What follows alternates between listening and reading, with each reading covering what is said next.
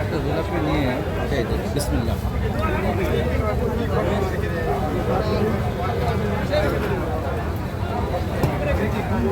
কেমন টেস্ট কেমন? কেমনটা আসলেও মজা। আচ্ছা,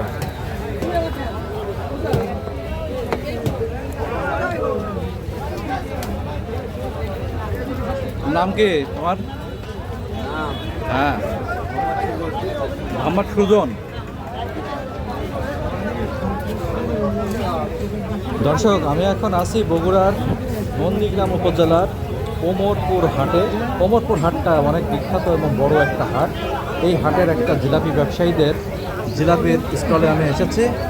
দেখতে পাচ্ছেন যে শৈল্পিক ছন্দে নিপুণ হাতে জিলাপির প্যাঁচগুলো দেওয়া হচ্ছে।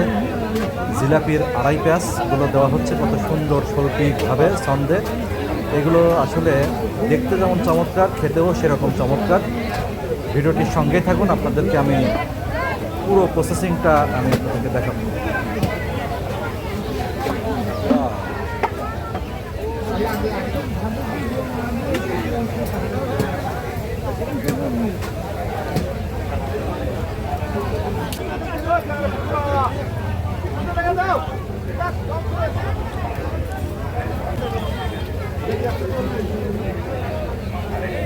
ভাজা শেষে জিলাপিগুলো এখন রসে দিয়ে দেওয়া হচ্ছে, এই আগে থেকে বানিয়ে রাখা রসে।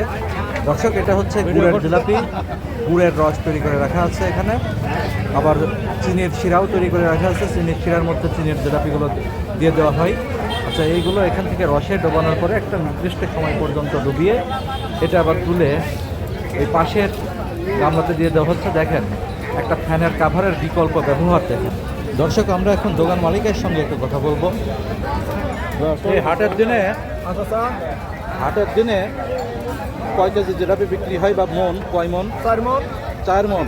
তার মানে কত টাকা আসে হিসাবে? লাভ না, বেচা হ্যাঁ, মোট বেচা 17,000 টাকা বেচা। 16-17 হাজার টাকা বেচা হয়। লাভের বিষয় এটা আপনার গোপন, ওটা জিজ্ঞেস করবো না। ঠিক আছে স্যার।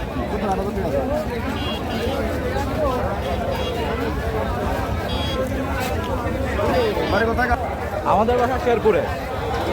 তো দর্শক, আপনাদেরকে জিলাপি দেখালাম, আসলেও খুব সুস্বাদু জিলাপি। ধন্যবাদ সবাইকে।